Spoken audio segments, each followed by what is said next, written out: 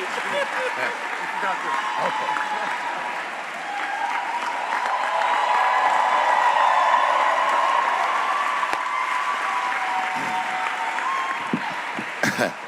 Man, I gotta tell you, when I was sitting here watching what all the other honorees have done with their lives, I started feeling like shit, like this is terrible.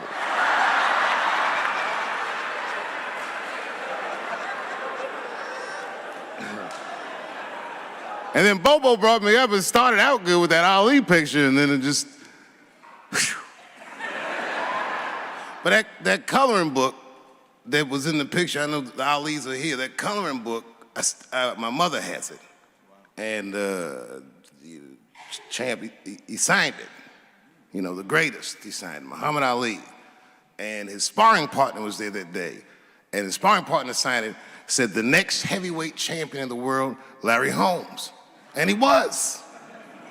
And 2-year-old Dave Chappelle colored all in that shit and just ruined the book.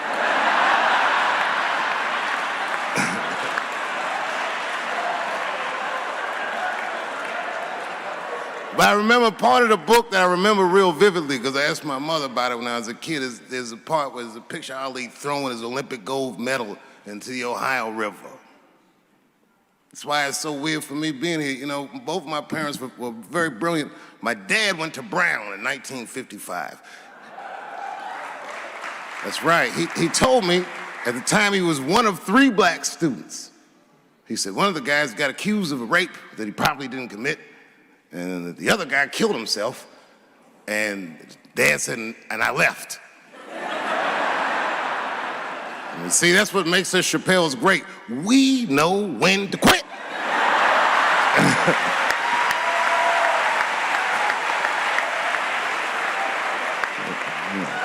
We all just live to fight another day.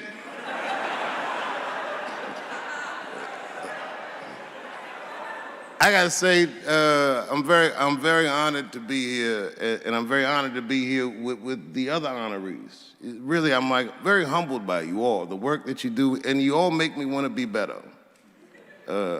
All of you.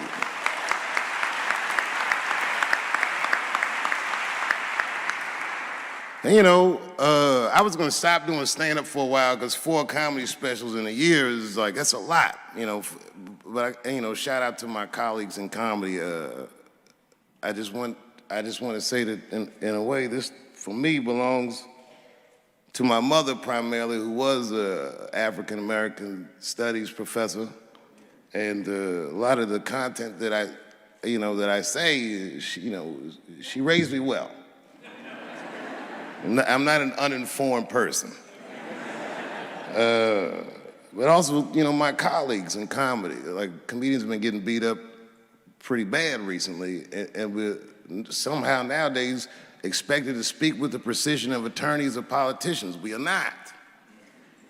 I always think of James Baldwin. You know, James Baldwin was one of my favorite writers because he managed to tell white people what they feel like to be around.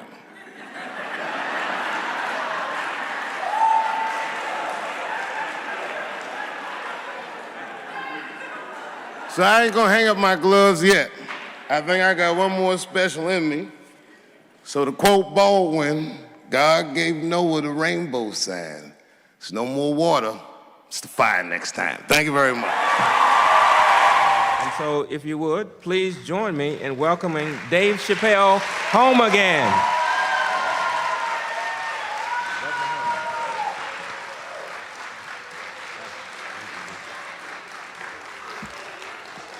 Oh, thank you. You know, I speak for a living, and I'm a little nervous today. I wanted to say thank you, Mr. President, and thank you, Bishop Green, and thank everyone at Allen University for hosting me today, because it feels special, right? When I think of this great grandfather that I've heard about in my life, but never actually touched his legacy. So it's like the product of his loins coming to meet the product of his work. And it's an important day for me personally. And I know a lot of you guys are students, and I just want to tell you I'm the first person in my family to not go to college. And as the president has told you, I've done outstanding. In spite of that,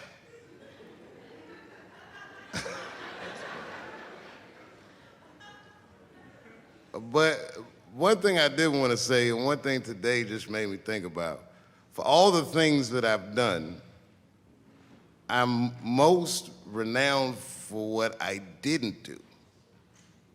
I've made decisions in my career that a lot of people have called insane. 2004, had a $50 million deal on the table, and in a crisis of conscience, flipped the table over and walked away. Went to South Africa. Everyone said I was running away from the money. That is not true. In fact, I still want that money.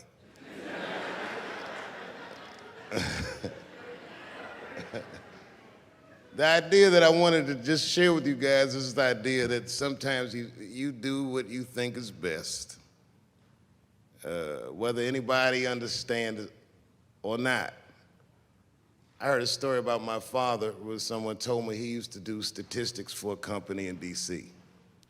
The company he did statistics for started doing business with the South African government, so he quit his job. It's caused a lot of problems between him and his wife. It's hard for a man when he can't provide for his family the way he wants to, and he suffered through it.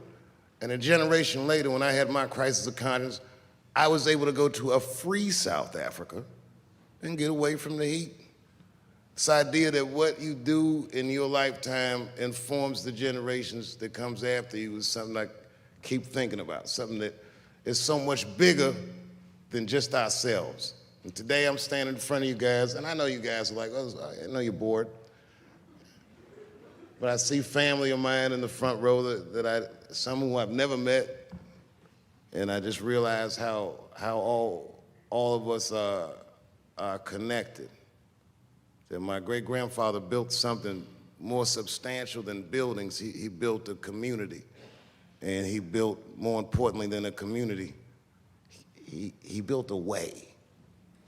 You know, so I'm very grateful. Very grateful. Hello, police. I just saw him saying, you know what I mean?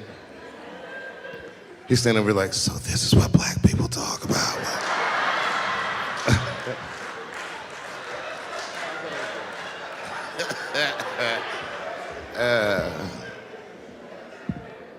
I just want you guys to remember, you know, that right now there's this thing where ethics aren't what they used to be. This idea that people are trying to replace the ideas of good and bad with better or worse. And that is incorrect. You gotta keep your ethics intact because good and bad is a compass that helps you find the way. And a person that only does what's better or worse is the easiest type of person to control. They are a mouse in a maze that just finds the cheese. But the one who knows about good and bad will realize that he's in a maze. So, that being said, I just hope that all of you guys transcend whatever you see as your obstacles and that you live outstanding lives and that you stay connected to your communities because you have so much power there, and that you grow your communities and you diversify your communities, and that you don't let anybody tell you can't or to be afraid. It's okay to be afraid because you can't be brave or courageous without fear. The idea of being courageous is that even though you're scared, you just do the right thing anyway. So in 2004, I walked away from $50 million, and in November, I made a deal for $60 million. So,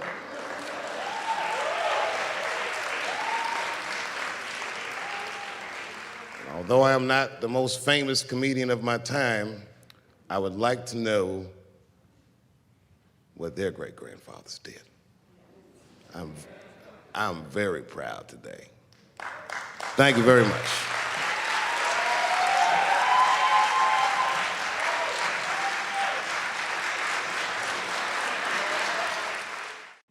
Boy, comes as a complete surprise.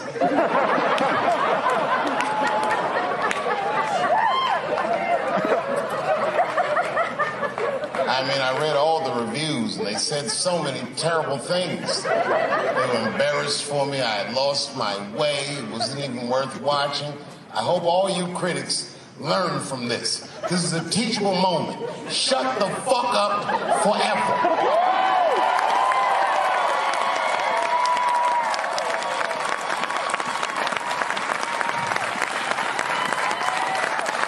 Two in a night. These aren't them. These are the ones I won for the other ones, motherfucker. I would like to thank my editor who was nominated. Unfortunately, he did not win, but I couldn't have been more honored to work with Jeff Urin.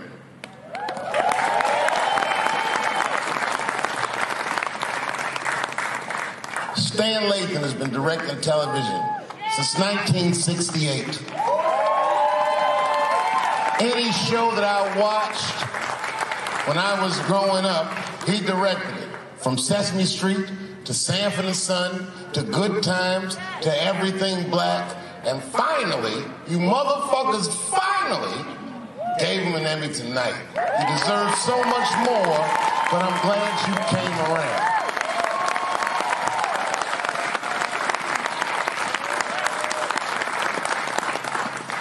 I'd like to shout out all the other nominees tonight. Tiffany Haddish and Patton Oswalt and Hannah Gatsby and Brother Mulaney. You guys are an inspiration to me, and I'm honored to be nominated with you. I'm sorry that you didn't win tonight, but who gives a fuck anyway? It's a special night because comedy gets to be itself. It's all we've ever wanted. I hope the war is over. We good? And as always, I'd love to thank my wife, Elaine.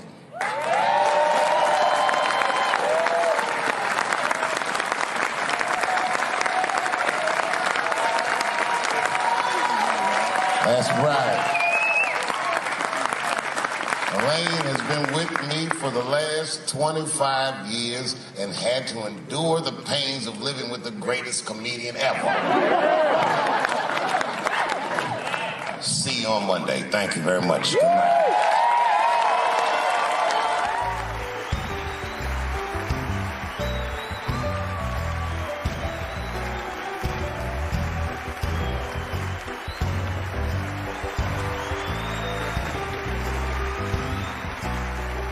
Thank you.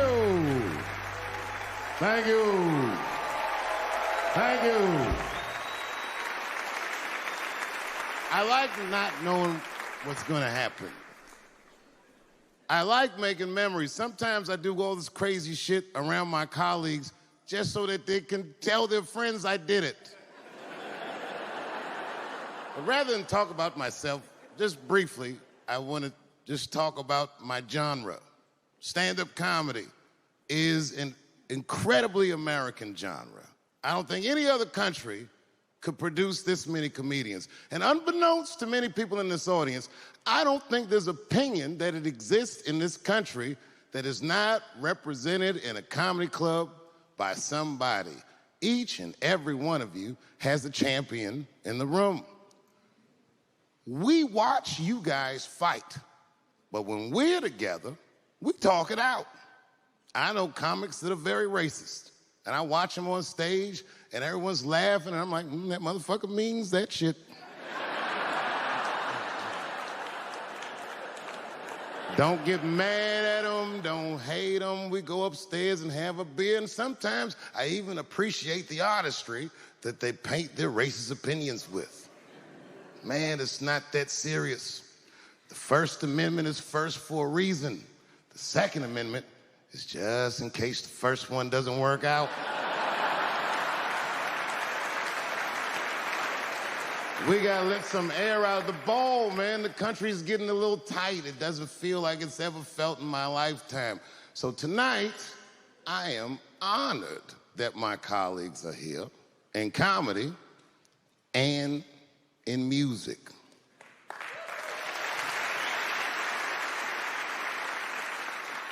And I want everyone in America right now to look at me.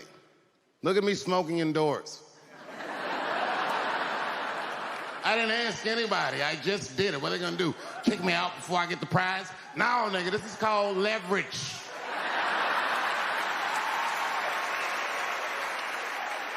thing that I liked best about tonight was that I saw so many people from different parts of my life, like friends that I grew up with here in D.C., friends of mine from Ohio then and now, friends of mine from comedy clubs, all the fucking musicians that blew my mind. You guys have no idea how you inspired me. I want to give a special shout out to my OG, Tony Woods. Miles Davis has a quote. It's one of my favorite. Miles Davis said so much cool shit, but one of the things he said I always loved, he said, it took me years to learn how to play like myself. You know, he would watch other musicians and he would try to play like Dizzy or Bird or all the guys who were great. Tony Woods was my Dizzy and Bird. If I was a Miles, I was trying to play like you. You were the first person I ever saw do it absolutely right. You were fearless and you told the truth. There's something so true about this genre, when done correctly, that I will fight anybody that gets a true practitioner of this art form's way, because I know you're wrong. This is the truth, and you are obstructing it. I'm not talking about the content, I'm talking about the art form. Do you understand? Do we have an agreement? And what I really wanted to say tonight, and I'm glad I get the platform to do it, I'm gay. I am gay, and I can't wait to see what this does for my career, being gay like this. So many special shout-outs. One of the main architects of the comeback of the century, my brother and my mentor, the mighty Stan Lathan. I never dreamed that I would be able to work with someone as great as you. These last 5 specials, straight fire. I wouldn't want to do another special with anybody else but you. So eat your motherfucking vegetables and live as long as you can, because we doing a few more of these bitches. Neil Brennan, your speech made me cry, because it reminded me of all those hard days of work and all that money I never got for it. The other real special shout out I gotta make, because none of this would have been possible on any level without this person, is my mother. Mom.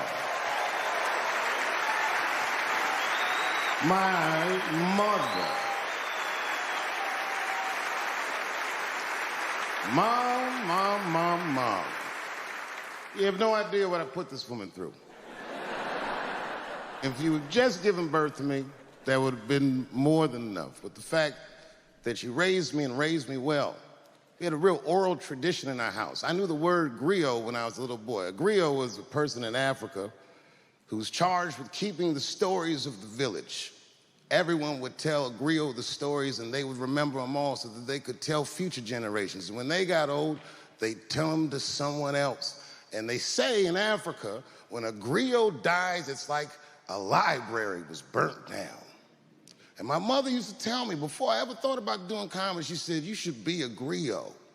And she'd fill me with every story of black life. You know, she's educated in African-American studies, and she would let me understand the context that I was being raised in, that I'm being raised in a hostile environment that I have to tame. By the time I was 14 years old, I was in nightclubs, mastering an adult world. It was terrifying. Crack epidemic was going on, and my mother would hear gunshots outside and be scared to death. Maybe it's my son. But early in my career, if you remember, Mom, you used to sit in the club with me. She'd do a full day of work. You'd be back there falling asleep, just waiting for me to go on. She would watch my show every night. Do you know how long that car ride is home?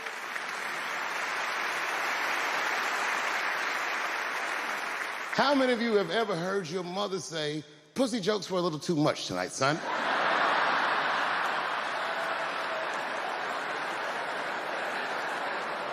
I was a soft kid. I was sensitive, I'd cry easy, and I would be scared to fist fight. And my mother used to tell me this thing, I don't even know if you remember, but you said this to me more than once. You said, son, sometimes you have to be a lion so you can be the lamb you really are. I talk this shit like a lion. I'm not afraid of any of you. When it comes word to word, I will gab with the best of them, just so I can chill and be me. And that's why I love my art form, because I understand every practitioner of it. Whether I agree with them or not, I know where they're coming from. They want to be heard. They got something to say. There's something they notice. They just want to be understood. Love this genre. It saved my life. So tonight, Mom, I would like to honor you in a very special way that I cannot do on my own. But because now I'm a man with great and influential friends, I'd like to ask my man Thundercat to come out on the stage. Thundercat, the Mighty Most Def. Washington, D.C., thank you very much for giving me a home and a place to start. Today is officially Dave Chappelle Day in Washington, D.C. The mayor declared it last night. So, in the future, on Dave Chappelle Day, I ask everyone who wishes to celebrate it to make one incredible memory for themselves and or somebody else. Thank you very much. Good night.